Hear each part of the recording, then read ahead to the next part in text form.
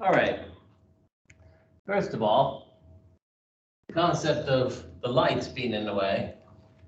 You can see there's a lot of lights reflecting, but if I turn off the back lights, the only lights that I see are above this line. So if I don't write above here, you should be fine, I hope. Okay? I've done the autofocus, and I'm going to try to follow exactly what I did in lecture last night with the live students. I just added something, because we were doing naming. I just added something for you to help you name. I added it to, I suppose, I added it to the Moodle page. So when you take an exam, of course you can use it. Your exams are going to be from 5 p.m. on a Saturday to 9 p.m. on a Sunday. You have to get them back to me in PDF format. That would be the best thing. Now, you're going to have some issues if you try to do them at like 7 p.m. at night on Sunday. The best way for both classes, you have this periodic table, which I can go close and I can autofocus, and then I have a flow chart that I'll be talking about. So at some point, we first have to say, what do we know how to name? Right? So you can name metals to nonmetals, metals to polyatomics, and you can name nonmetals to nonmetals. Metals to nonmetals, you said the name of the cation first, followed by the name of the anion. And the nonmetal would be a monoatomic. So if you had AlCl3, there's only two types of atoms here. There's aluminum and there's chloride. And even though there are 3 chlorides, it's still monoatomic. You don't use Roman numerals with 1A elements, 2A elements, aluminum, zinc, or silver. So on a periodic table, which you have in front of you, lithium, sodium, potassium, rubidium, cesium, you don't say sodium 1 chloride. The charge of the cation is what the Roman numeral gives you, but sodium's always a +1. Well, you can think on the bottom of the 1A elements, lithium, sodium, potassium, rubidium, cesium, you can think of silver as being there because silver is a +1. So if I said sodium chloride, that's NaCl. If I say silver chloride, that's AgCl. It's always a +1 for you. Then for the 2As, they're +2. So magnesium, calcium, strontium, barium, and zinc. Zinc's a +2. So even though zinc's in the transition metal area, it always takes a +2. It's actually called heavy calcium. So if you have CaCl2, calcium chloride, ZnCl2 is zinc chloride. It doesn't have to be called or shouldn't be called zinc 2 chloride. Aluminum is always going to be a +3. So this is just aluminum chloride. When I had FeCl3 and FeCl2, they were different. That was iron. This is chloride. They're both iron chloride again.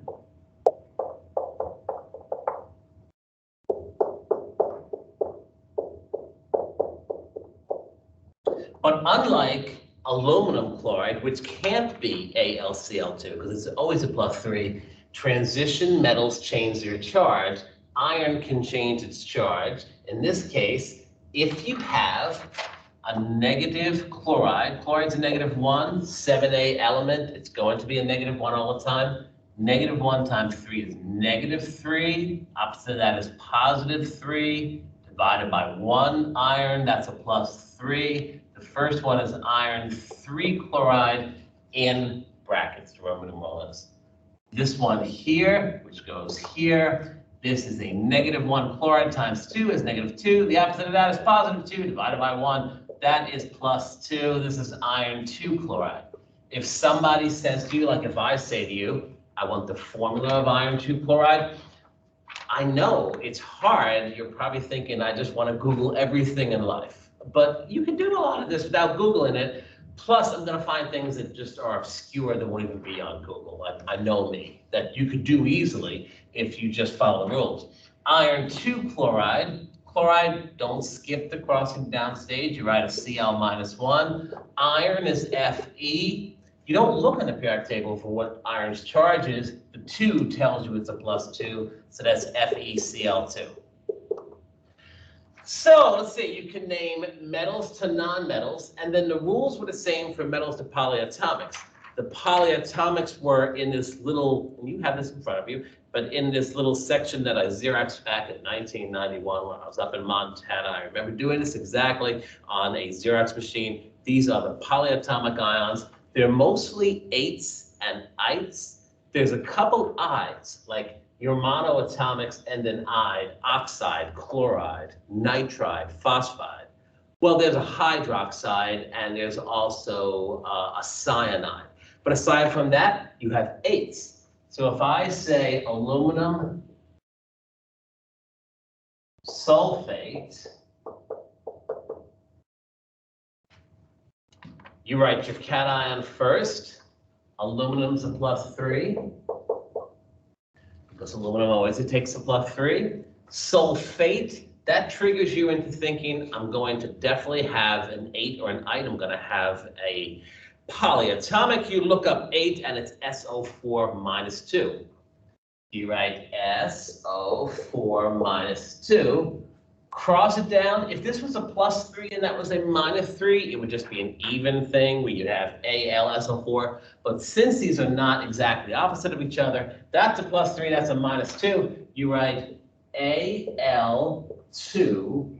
And then only with polyatomics, use brackets, you've got to say that there are 3 SO4s. SO4, 3. That's the structure of Al2. 2 SO4 3 for aluminum sulfate. I can erase. And I'm trying to stay on one board this time. I've got like an extension for my USB. My classes keep getting a little bit more coiffed, whatever the word would be, professionally done. So looking at this, I want to make a point. Aluminum chloride, AlCl3, you don't write Al brackets Cl close brackets 3. Because that's not a polyatomic. That 3 must mean what's coming there. What is a sulfate? You shouldn't write Al2SO and then take the 4 and multiply it by 3 and say 12. That implies there's 12 oxygens but still only 1 sulfur. When you're crossing this down, you have to say there are 3 polyatomic sulfates. So if you think, what is a sulfate? It's a thing that floats around in water. And it has this species of a charge and shape. It floats around with 4 oxygens. So that 4 is part of a single thing. It's part of this polyatomic thing that floats around. So there's actually 3 of these with a -2 charge, if you're wondering. Now, if I were to say copper 2 sulfate, you don't skip the crossing down stage. You could look for copper on your periodic table, but you don't have to look for copper on a periodic table because copper is given its oxidation state, its charge right here. Cu plus 2 sulfate, SO4 minus 2, cross it down, CuSO4. It's not Cu2 brackets SO42. Okay, so anyway, things you can name. You can name metals to nonmetals, metals to polyatomics. The rules are the same. I use a Roman numeral with the polyatomic if the metal is not a 1A, 2A, aluminum, zinc, or silver. And with the monoatomic, same rule. But then there was nonmetals to nonmetals, and they used the di-tri system. And that di-tri system was mono, di-tri, tetra, penta, hexa, hepta, octa, and nona. I should look at what time I started, and then deca. And I said the only rule, clock is far from you to see, but I started on a clock that's completely broken. So let's say, good, I'm gonna do like a 50-minute lecture. I've got 20 after 4 on my clock right now, so I started about 10 minutes ago. Anyway, getting past that, mono, di, tri, tetra, you use this with nonmetals to nonmetals. If somebody says P2O3, you have to say, where is phosphorus? Phosphorus is to the right of the stairwell, therefore I'm in the nonmetal to nonmetal. I use the di-tri system, and I don't say mono with the first atom.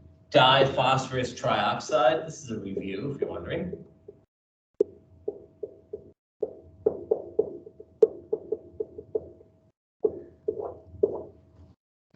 If you had NO versus, oh, I'd say PbO, nitrogen is to the right of the stairwell, so it's just a nonmetal to nonmetal. Say how many of each, don't use mono with the first atom. Nitrogen monoxide. This one, PbO, you'd be tempted to say lead monoxide, but you're not supposed to. If you looked it up in Google and someone wrote that in, it doesn't mean I want it to be lead monoxide. I want to follow the rules, and lead is a metal, so you say lead. And then and I'm below that light, the light's above here for the person who wrote me, and then you say oxide. And then you ask, is lead a 1A, 2A, aluminum, zinc, or silver? It isn't. It's over here. It's under the stairwell, so it's definitely a metal. So then you have to use a Roman numeral to say the charge. Oxide is a 6A element. It's a -2. -2 times 1 is -2. Opposite of that is +2. To make a long story short, that makes this lead 2 oxide, not lead 1 oxide. So these are things we've done. We've done naming metals to nonmetals, metals to polyatomics, nonmetals to nonmetals. We're going to add stuff to it. Or I'm going to add stuff to it. So let's see what I can add. Going back to the Lewis dot structures. They're important. Lewis dot structures, the column number told you how many electrons were in the valence shell, in the outermost shell that are available for bonding. So if I have carbon and it's a 4A element, it has 4 dots, 4 electrons. If I had a hydrogen, 1A element, 1 dot, that was a covalent bond. I'll explain that in a minute. But hydrogen's the only one that wants to see 2 electrons. The other ones will want to see 8 for Lewis dot structures. I haven't finished this one yet. The hydrogen sees 2 electrons, so it sees as many as the noble gas that has 2, which is helium. But the carbon needs to pick up 4. It wants to see as many as neon. So if the carbon's unhappy, you add hydrogens. If the hydrogen's unhappy, you add carbons. If I say bond with Lewis structures, and I'll give you an example of that in the homework, hydrogen to carbon, you write this with 4 dots, you write that with 1, put an H here, and now the second H is happy, but this carbon still needs 2 more. Here's a hydrogen here, here's a hydrogen here. You can see this as C with 4 lines. Each line equals 2 electrons of a covalent bond. Now, lithium, 1A element, 1 dot. Chloride, 7A element, 7 dots. Hydrogen, 1A element, 1 dot. Chloride, 7A element, 7 dots. Sodium, 1A element, 1 dot. Chloride, 7A element, 7 dots. Let's do these 3. On your periodic table, chlorine wants to pick up 1 to be a -1. It wants to pick up 1 electron as many as argon. Now, in this case, lithium has 1 in its outer shell. If it loses 1, it has as many as helium. He would love to lose. You don't really draw Lewis dot structures with this type of bond, but I can do it now. +1, Cl -1. This would be LiCl. This would be lithium chloride.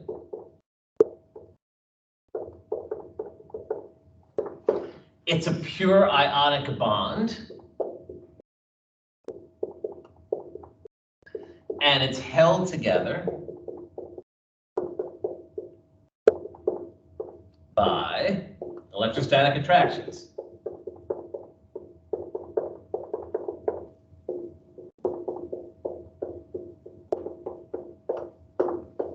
There you go. It's Li plus Cl minus, Li plus Cl minus in a huge crystal lattice of these things.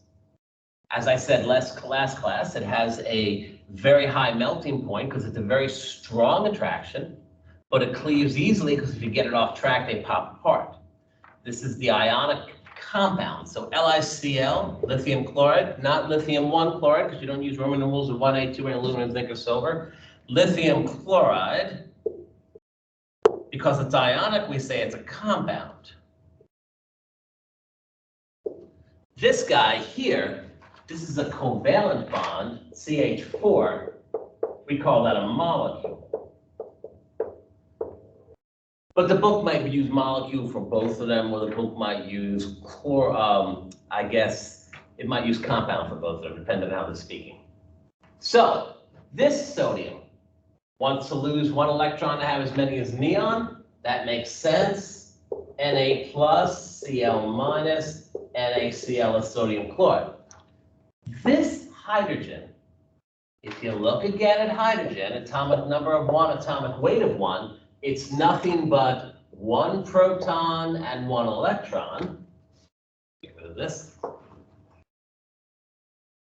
If we look at hydrogen, it's 1 proton and 1 electron. He doesn't want to lose because if he lost an electron, he'd be nothing but a proton. I said that burns you. And that's going to be called an acid today. We're starting that, right? We actually do the acids. But if this electron is lost, if the proton's unhappy, he wants to pick up 1 electron and have 2 electrons just like helium. So he wants to bond covalently. Your 1A elements, the 1A metals, the alkali metals, lithium, sodium, potassium, rubidium, cesium, hydrogen is not a metal. He wants to bond covalently. And here's where we got to start talking. Keep grabbing different erasers. All right, now, there's a concept in chemistry, concept called electronegativity.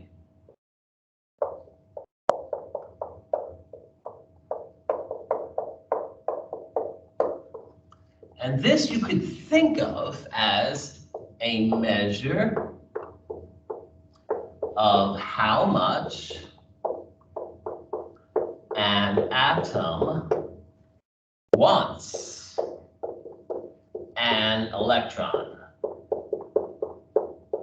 Electronegativity is a measure of how much an atom wants an electron, how strongly the atom can pull electrons to it. On your periodic table, lithium wants to get rid of. It's not electronegative. It's electropositive, we'd say. On the periodic table, there's a trend. Fluorine is the most electronegative atom after the halogens. You have noble gases, and they don't really want to bond, so they don't want electrons. Fluorine is more electronegative than oxygen, but not much. It's more electronegative than right below chlorine, but not much. But it's definitely more electronegative than hydrogen, that's way over here. But hydrogen wants an electron. If you notice, he wants an electron. So this becomes a pretty important concept in chemistry. If you have HCl, yes, that is hydrogen chloride gas. But it's completely poisonous, and we're never going to give you a bottle of hydrogen chloride gas in the laboratory. You won't call bottles with HCl written on them hydrogen chloride at all. They're solutions of hydrogen chloride gas that are quite dangerous. So getting rid of my electronegativity over here. Chlorine, 7A element, 7 dots. I did this a moment ago. Hydrogen, 1A element, 1 dot. Pick up one, they want to share. But this one is much more electronegative. So he can hold the 2 electrons much tighter, but the hydrogen still wants to see it. This is not what you would think of as an ionic bond. He still is nothing but a proton desperately trying to get to those chloride electrons. But this one's more electronegative, so he steals them anyway. So this side's negative, this side's positive. This is a partially negative side, partially positive side. We'd say this is a polar bond. You're going to have nonpolar things, which will be oil-based, organic-based, we'll say, and polar things, which are water-based, we'll say. And water and oil don't mix. It's a big part of this course. So what happens when you put this in water? Well, I might as well show the whole thing. Here we go. Well, first of all, if I said, give me a Lewis structure of oxygen and hydrogen. Oxygen, 6A element, put it down here, 6 dots. Hydrogen, 1A element, 1 dot. He needs 2 hydrogens, so he can see whatever's in the bond. 1, 2, 3, 4, 5, 6, 7, 8. Oxygen can now see as many as neon. Hydrogen with 2 sees as many as helium. But on your periodic table, oxygen is very close to fluorine. You have fluorine here, you have oxygen here, all the way over you have hydrogen. So this is much more electronegative than that hydrogen is. How does this affect it? Well, bonds are more. Now you wouldn't have to show that for a Lewis structure, but if you wanted to show a polar covalent bond, they're more like this. The electron density is more toward the oxygen. And unlike this HCl, we now have 2 different bonds. So you have a lot of electron density in this side and more electron positive in this side, and you get this partially negative, partially positive. That's a Greek delta, it's small. It's a little character, I guess. But partially negative, partially positive, the whole molecule of water has a dipole. Or we would say it has a dipole moment. The whole molecule of water has a negative side and a positive side. It's a very polar thing. Now, what happens when hydrogen chloride gas mixes with water? Well, it's pretty mixable. If you have 100 grams of solution of hydrogen chloride and water, and you want to get as much hydrogen chloride gas in the water as you possibly could, you would get 35 grams for every 100 grams of solution. Solution is solute plus solvent, and whatever's in the lower concentration is going to be the solute. If you mix Sprite and vodka, one would hope that your solute would be the vodka and your solvent would be Sprite. Okay, because you want to have more of the Sprite in there, so it won't be too strong. We'll talk about that. Probably today, you'd be surprised. So anyway, 100 grams solution it would be 35 grams of HCl and 65 grams in H2O. It would be a 35% by weight solution. Why does it mix so easily? Well, I'll show it to you. Here we go. Okay, so you've got this chloride minding its own business, but the electrons in this bond, this is 2 electrons, 1, 2, they're spending a lot of time on the chloride. So you'll have a partially negative, partially positive side. Then you have your water, and this bond has a partially negative, partially positive side. Well, he takes the electrons. This pair of electrons will go to the chloride. He's electronegative enough. If there's some place that he could pawn off the hydrogen. If it's hydrogen chloride gas floating around in the air, it's going to burn your lungs horribly when it does this with water inside of your lungs, your mucus system. But if it was just hydrogen chloride gas, he might be able to share it. But if there's anyone else who can take that proton from him, that hydrogen from him, he'll do it. This guy will take his electrons, and then this pair of electrons on the oxygen will take the hydrogen. And what will you have? You have the spectator that won't hurt you anymore of chloride. The ocean is full of chloride, Cl-1. And then what happens here? A pair of electrons here, so here's water, O, H, H, it had one pair of electrons here and one pair of electrons there. Okay, that's him here. This pair of electrons grabs the proton by itself, because that pair of electrons goes here, there they are. So this pair of electrons is that pair of electrons that ended up on the chlorine, and this pair of electrons is now going to grab an H+. So now take them off, draw a line, H+, and this becomes +1. So what you get is, and I'll write it over here, a solution of HCl in water. If you have a bottle, and the bottle says HCl, but it looks like it has a liquid in it, it's definitely a solution of HCl in water. HCl plus H2O will give you this chloride plus H3O plus.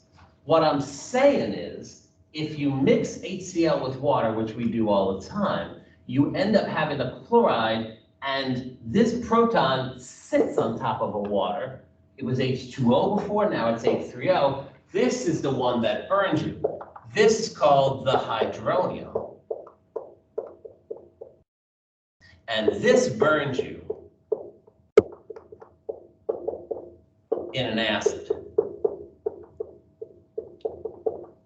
HCID. The hydronium burns you in the acid. Doesn't matter, you're still getting burned. We're not going to write Cl minus H3O plus a solution of excess water. We're just going to write HCl in the bottom. How do we call it? Well, first of all, or how do we name it? Because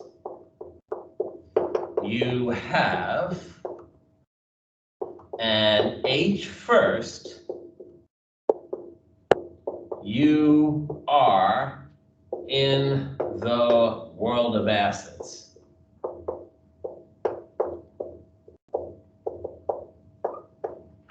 H2O, we don't really call that an acid, but it's not like it's the friendliest stuff. I mean, it completely rusts iron. If we weren't based on water, H2O would probably be a quite dangerous thing for us. So looking at that, we say, what do we call it? Well, if you have an H written first, you're in the world of acids.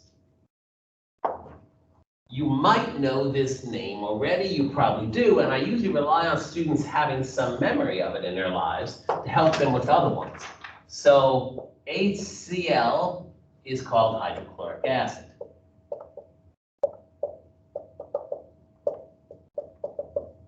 And this is how to name acids without or that do not contain oxygen.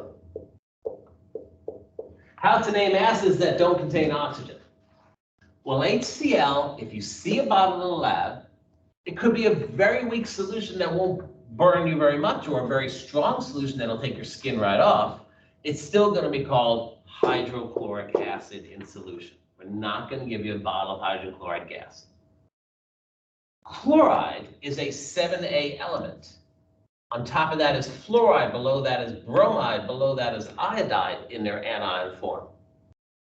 If you can name hydrochloric acid, then you should be able to name HF, HI, and HBr. And I guess I should do like people say, pause the computer, or pause the device that's playing this to you, and write down the names of those three. I'm sure you can do it.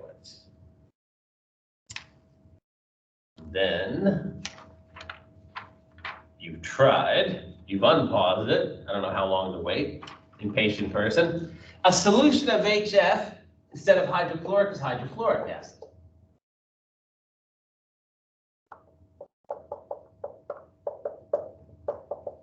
A solution of HBr down here on the bottom instead of hydrochloric or hydrofluoric is hydrobromic acid. It's just a new language. You're okay learning new languages.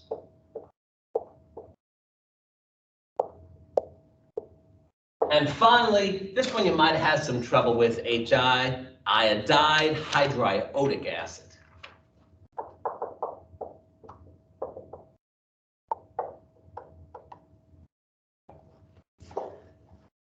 So, oddly enough, if you were following along on one of those recordings, I said, when I first talked about the periodic table, I just said the 7A elements are halogens, and I said as halides, they're called salts. Okay? So as salts, they're called halides, I mean to say. And I said that'll make sense in the future. Your ocean is water plus NaCl. When that ionizes in water, break him up to his ions, you have Na plus Cl minus. They're electrolytes. We talked about that. They conduct electricity in water. But they're also extremely cheap because we have an entire ocean of NaCl. Of all these acids, which one would be the cheapest? They'll all burn things. But we would probably just buy hydrochloric acid because the ocean's full of chloride. Fluoride's more rare, bromide's more rare, or iodide's more rare. Well, you're going to see a lot of sodium cations in front of things. HCl is hydrochloric acid. That's a -1 chloride, so it takes one H1, H plus 1. If that was a -2, it would take 2 H's. If it was a -3, it would take 3 H's, but these are all -1 halogens. If I say to you, replace the H plus 1 with an Na plus 1, the most common cation, you get NaCl, and that is the salt of hydrochloric acid. But it's certainly not the only salt. Lithium, LiCl, that would be a salt of hydrochloric acid. But why would I speak of that if I have so much sodium? FeCl3, iron 3 chloride, it's a salt of hydrochloric acid because the anion chloride is the same as in hydrochloric acid. So with that in mind, NaI would be sodium iodide, the salt of hydriodic acid. Now, what did I say this is? This is how to name acids without oxygen. Well, now you're probably saying, well, why would I even write without oxygen? Why can't we name acids with oxygen? Let's name acids with oxygen. That'll be next. Oh, I always write these strange rules for you. I know you can see this and stop me and write it. So here we go. Naming acids with oxygen. So how do you do this? Write the name of the polyatomic anion. If it ended in 8, change to ic and follow by the word acid. Don't use the prefix hydro. Don't use the prefix hydro. This will make sense. If the polyatomic, like a sulfate, but again, like a nitrate, if it ended in 8, if you have an H in front of a nitrate, it's going to change it to a nitric. We'll explain that. And by the way, if ite change to OUS. If ite change to us. So let's do the salt first. NaNO3, the most common salt because it has sodium. If I said you should name this, you say, well, metal written first. So sodium. And then there's 2 different atoms here, so it must be one of my polyatomics. That's a nitrate. Do I use a Roman numeral with sodium? No, I don't, because I don't use Roman numeral with 1A, 2A's, aluminum, zinc, or silver. So that's just sodium nitrate. If I say to you, replace that sodium +1 with a hydrogen +1, you'd have HNO3. You have an H written first, you're in the world of acids. Just like H written first with hydrochloric, H written first with hydrofluoric. Well, now there's an H written first, it's going to be an oxygen-containing acid. You say this is a nitrate. Change 8 to ic. Nitric followed by the word acid. And believe it or not, you can't call it hydronitric acid. You're not allowed to put hydro in front of these oxygen-containing acids, and there's going to be a reason for that. Now, if I said LiNO2, you have, I sighed too much, I know. You have lithium, and now there's 2 different atoms acting as an anion. It must be one of my polyatomics. I look it up, nitrite. So that's lithium nitrite.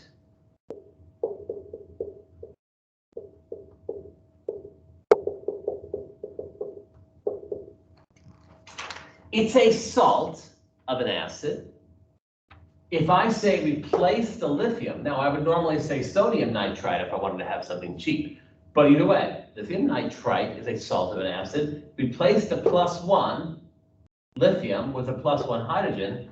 Now you're at HNO2. You're in the world of acids, you're oxygen-containing acids. You write the name of the anion, nitrite. Nitrite. The ite changes to us, and you follow by the word acid. So nitrous acid, one of its salts would be lithium nitrite. But Cu brackets NO22, if I had you name that. Copper nitrite, do I use a Roman numeral? Yes, I do. The charge was a +2, copper 2 nitrite. That's a salt of nitrous acid. I can't tell. I know no one's going to stop me and keep telling me what they understand and don't understand. So I got to continue. You would tell me if you have issues, hopefully by email or something. Of course, you're like, well, I'm just going to write you when the exam is due, the hour before the exam is due, because it's almost like really cool like that. And that's okay if you do. But, it'll be harder to help you at that point. So I'll do my best. But if you have some questions, I'm going to put some homework up this weekend. I'm totally not done the way I'm doing the inflection of my voice. Don't stress about that. Let's try this. NaClO3. Clearly, metal written first, sodium. Polyatomic because it's 3 different types of atoms. Look up ClO3, that's a chlorate, sodium chlorate.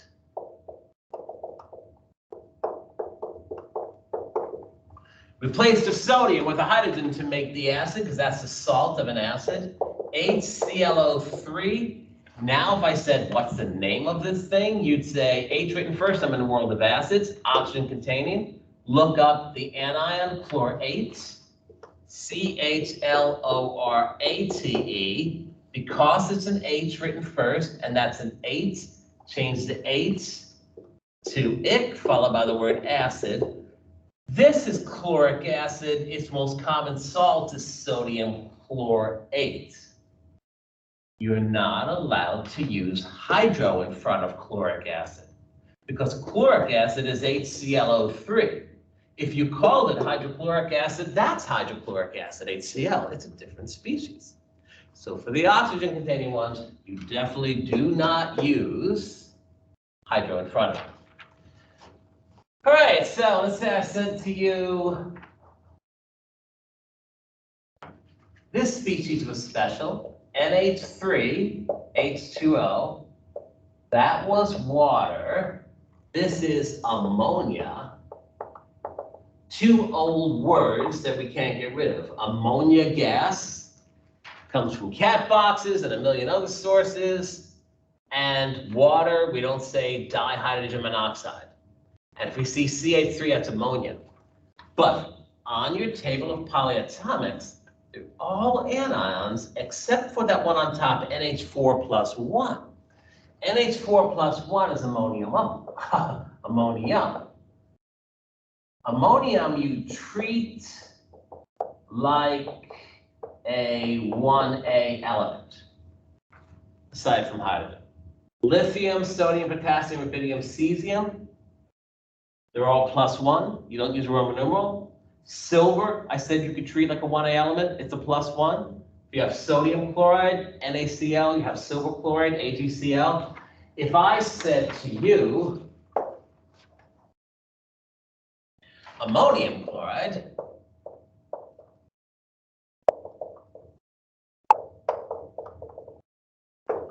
write the cation first. Ammonium is NH4 plus 1. Don't skip the crossing down stage. Anion is chloride. So that's Cl minus 1. Now cross it down. Plus 1 minus 1, they balance.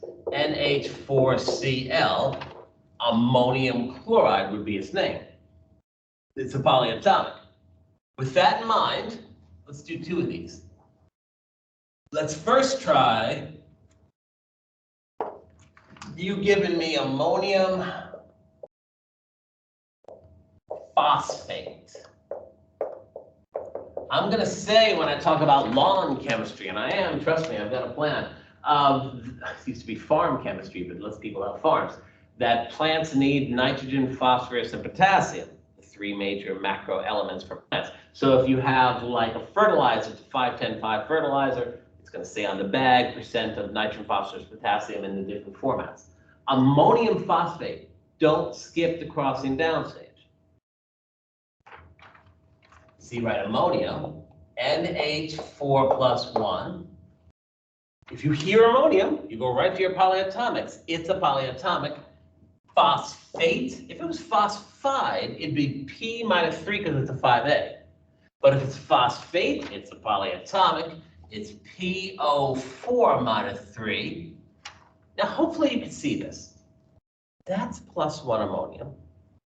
That's a minus 3 phosphate.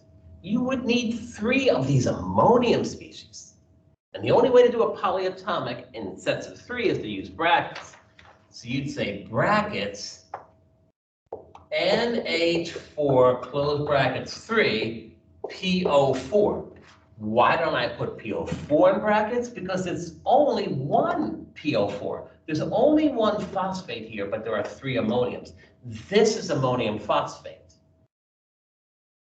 If I wanted to make an acid with phosphate, if I said make an acid with phosphate, well, you make an acid by having an H written first. If I made it with chloride, that's a -1. 1H makes sense, HCl. If I had it with nitrate, NO3 -1, 1H makes sense, that's NO3. But if I do it with phosphate, PO4 is a -3, H is a +1. I hope you can see if I said make an acid with phosphate, he's a -3, he's a +1, you're going to need 3 of these H's. H3PO4.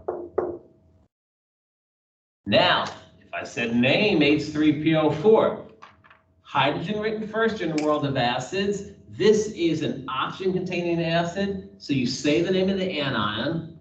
That's a phosphate. Drop the 8, add ic. So you're going to want to say phosphic acid, which I don't think I'd be upset with because you're following the rules, but it's actually phosphoric acid. Can you go in the other direction? Battery acid. Sulfuric acid. If you don't see a hydro, it's going to be a polyatomic. You'll be looking on your periodic table for somehow to make a polyatomic out of sulfuric. If it's ic, it must have come from an ite or an 8. It came from an 8. What's the closest polyatomic? Because there's no hydro in front. I can't tell what's hard. I'm sorry. What's the closest polyatomic? You have like open notes for exams. So anyway, what's the closest polyatomic to sulfate? Well, to sulfuric, well, a sulfate. But it's not sulfurate, it's just sulfate. Sulfate is SO4 with a -2. You get that from here. If it's an acid, H is a +1. It always is. Hopefully you can see 2 H's if you need to balance the sulfate. H2SO4 is battery acid. Whew. You can name a lot of things right now. Let me show you how this works. All right, I'll have to press this autofocus thing soon. Well, I guess I could press it now.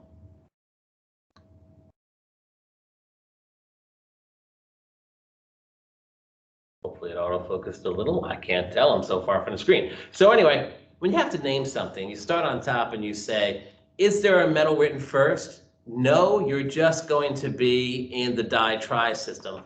And hopefully you can look at yours where you do this, but the di-tri system is di-nitrogen, pentoxide, stuff like that.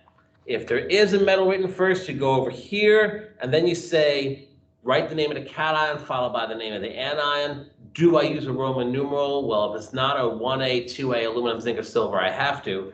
But then over here I have, if an H is written first, that's an acid. And I have for that, if non-oxygen-containing acids, like hydrochloric, hydrobromic, hydrofluoric, etc. If oxygen, A to ic, that's what this is for. It's a flowchart. So hopefully that helps you. You say, well, where will that help me? Oh, I'm going to have to focus this now. Go.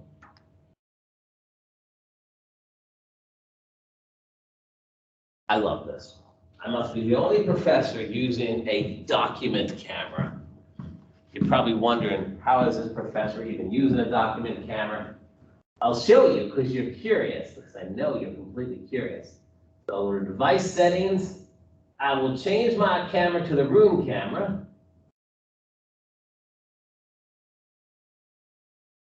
All right. Walk over here. This room camera autofocuses and drives me and all my students nuts.